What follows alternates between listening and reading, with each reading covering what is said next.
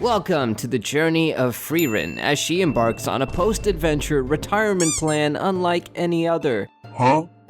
As she trades epic battles for epic brunches and dark magic for gardening tips, it's the fantastical life-crises saga you never knew you needed. Let's begin. Our heroes Himmel the swordsman, Frieren the elf mage, Heiter the corrupt priest, and Eisen the warrior dwarf are returning to the royal capital after 10 years of adventure and defeating the Demon King. Himmel is already planning to find work since they still have their entire lives ahead of them. Heiter wishes for a job where he can drink. Himmel reminds Frieren she, too, has a long life ahead of her since, you see, elves live way longer than humans. Celebrated as heroes, they're honored with a grand celebration for ushering in an era of peace. Himmel beams at the king's promise of statues, while Frieren reflects on their humble start with just 10 copper coins. Fame aside, they cherish the memories, from near executions due to Himmel and Eisen's blunt words to the king, to Frieren's close call with the chest monster. For them, the adventures were always enjoyable, though for Frieren, these 10 years felt brief. Amidst these reflections, they witnessed a rare era meteor shower, a spectacle occurring every 50 years. Oh, wow. Beautiful. The view's not so good from inside the city. Hey, I'm trying to have a moment. Don't spoil the mood. Frieren then promises to take them to a much better viewing place for the next meteor shower, but completely forgetting that human lives work differently. No matter, they still agree to meet again in 50 years' time. Post-celebration, Frieren sets off on a solo quest for magical prowess. She dives into years' worth of traveling, spell collecting, magic mastery, and the occasional run-in with another deceptive chess monster.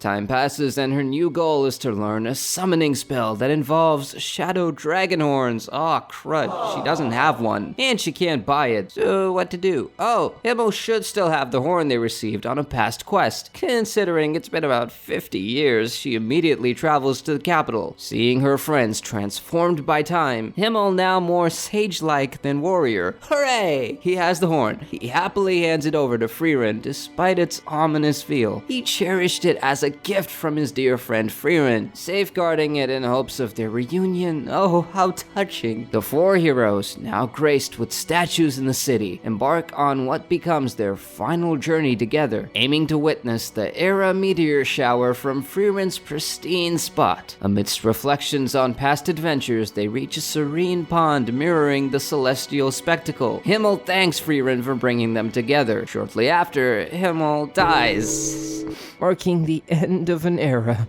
At his funeral, Frieren's stoic face sticks out, making the sad people a bit mad. Heiter and Eisen remark about their own unsad faces, earning an impromptu trash shower from the crowd. As they bid farewell to Himmel, Frieren finds herself unexpectedly swamped by emotion, regretting not spending more time getting to know him. But she soon bids goodbye to Heiter and Eisen, so she sets off on a journey to understand human emotion. 20 years post-Himmel, one day, lost in the woods, looking for Heiter, Frieren bumps into little Fern, holding an I don't give a damn expression, same as her. Apparently, she is a war orphan under Heiter's care. Frieren tells Heiter she's come to settle her adventure debts. Now valuing their buddy time, seizing the moment, Heiter pitches Fern as Frieren's magic mini-me. However, Frieren is hesitant, so Heiter asks for a different favor, deciphering an immortality spellbook for him, while also teaching Fern magic. This time, Frieren caves, proving even ancient mages can't say no to the old dying wish trick. Frieren sees Fern's talent when her ability to hide mana makes her nearly undetectable and hard to find. Tasked with destroying a rock to prove her mage skills, Fern's attempt falls short, leading Frieren to take on a mentor role. They focus on enhancing Fern's strength and spellcasting, while Frieren also dedicates time to deciphering immortality spells and enjoying summer excursions. This keeps up for 4 years, and Fern has aced a decade's curriculum in magecraft, leaving Frieren both impressed and concerned because Fern's been studying too much. When Hyder's legs give out for good, Fern is determined to turn the rock into rubble to make him proud before he passes. Hyder, who once stopped Fern from a tragic choice, highlighted the value of cherished memories and became her motivation to master her magical aim. She must destroy the rock to repay him for saving her. And just as she promised, after a few more months, Fern is able to blast the rock. At the same time, Frieren finishes decoding the book, but sadly, it doesn't contain any spells for granting immortality. Hyder reveals he always knew the book was a dud, figuring anyone with such power wouldn't exactly be in the sharing mood. He asks about Fern's magical chops, which, according to Frieren, have soared past the newbie stage. Satisfied, Fern won't be a magical mishap anymore, and to spare Fern the headache, Hyder subtly pushes them to leave before his time runs out. But Frieren demands a proper farewell for Fern, as she deserves it, echoing Hyder's sentiment behind saving Fern because Himmel would have done the same. The two get their much-needed farewell, and Frieren officially takes Fern under her wing. They venture together for a few years, helping others when needed, while Frieren, as always, collects eccentric spells, and their latest gig is sprucing up one of Himmel's statues, courtesy of an herbalist, nostalgic about the time Himmel played Monster Basher for her village. Frieren muses that if only Himmel had been less of a show-off and just said no thanks to the sculptor, his statue wouldn't be in such a plain sorry state. After giving the statue a much-needed makeover, the herbalist wishes to adorn it with flowers. Frieren recommends blue moon weed flowers from Himmel's hometown, but she has no idea what they look like, unable to conjure them. For half a year, Frieren and Fern hunt for the elusive blue moon weed flowers, turning their quest into a botanical wild goose chase. Concerned, Fern sneaks off to the herbalist, fearing Frieren's mage talents are withering away in a flower frenzy. The herbalist nudges Fern to have an honest chat with Frieren about cutting this search short, since, humans don't live forever, and slips her some seeds that are similar to the blue moon weed. The chat goes, alright. Frieren promises to be more mindful, but still wants the real flowers. Right then, a seed-snatching subscribe squirrel leads them on a merry chase through the forest. While walking... So, why do you collect weird spells? Because a blue-eyed pretty boy once praised me for my magical tricks.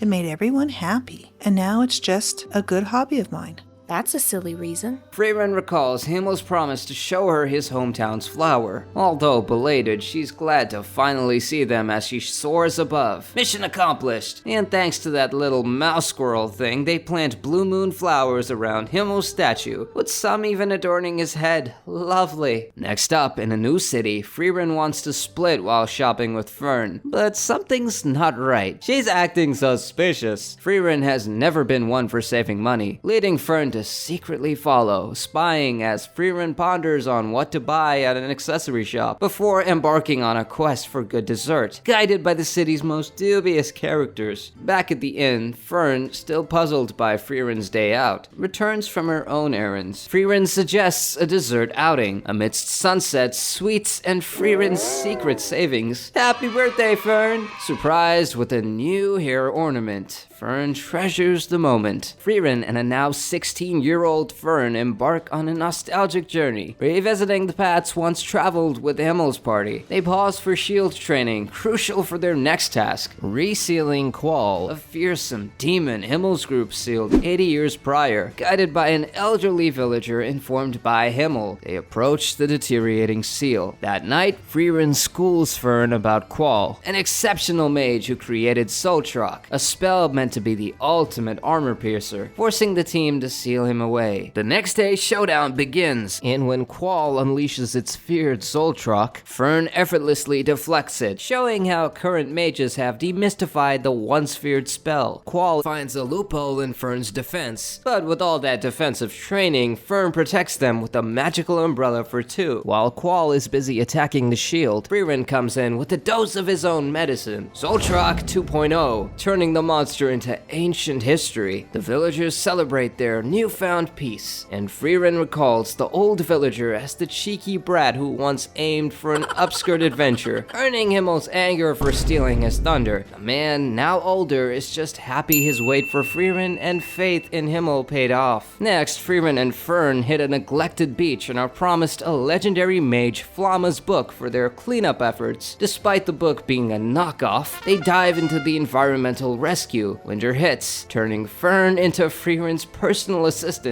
from breakfast chef to dresser, making her wonder how Frieren ever coped with her old crew. Time to work on the beach. Frieren shares tales of oversleeping and Hyder's disappointed tongue click of rage. As New Year's Eve approaches, they are set to welcome the new year with the village cleaning the beach just in time. Frieren, aiming to break her habit, vows to stay awake all night for the sunrise, a moment she missed with her former companions. Despite her best intentions, sleep claims her, but Fern ensures that they don't miss the dawn, urging her to wake the hell up. Frieren's initial grumpiness fades as she realizes the true beauty of the moment is not the sunrise, but rather sharing it with Fern, capturing a new emotion-filled memory together. Let's trail forward as Frieren reunites with Eisen at his parents' grave. Eisen, comforted by thoughts of his parents' heavenly bliss, perspective borrowed from Hyder, greets Frieren. Eisen seeks Frieren's help to unearth Flamme, the legendary mage's lost notes, narrowed down to the Vol Basin thanks to Hyder's last insights. Frieren is determined to rush the quest because she fears Fern's wrath if delayed. Eisen then chuckles at Frieren's change. In their quest for Flamme's notes beneath a tree, Side note, Flamme was actually Frieren's past master who planted said tree. Eisen shares his heartfelt motive. He wants Frieren to convey her unspoken regrets to Himmel, guided by Flamme's writings on conversing with the dead. Unearthing the notes, they discover Flamme's journey to Oriel, a realm of resting souls, and her groundbreaking chats with departed comrades. So their next destination is the frigid Enda, or in other words, the Demon King's castle, much to Frieren's distress. On their return journey with Frieren asleep, Eisen questions Fern about her mentorship. Fern describes it as a blend of unexpected adventures and thoughtful birthday gifts, revealing Frieren's hidden affection. Comforted by Fern's stories, Eisen praises Frieren's mentorship before leaving them to continue their decade-long quest for the Demon's Castle, journeying through a path rich with memories and a mission that connects their past to their present. Will Frieren be able to talk with Himmel again? Who knows? To find out, keep the adventure alive by subscribing and stay tuned for more excitement ahead. See you in the next video.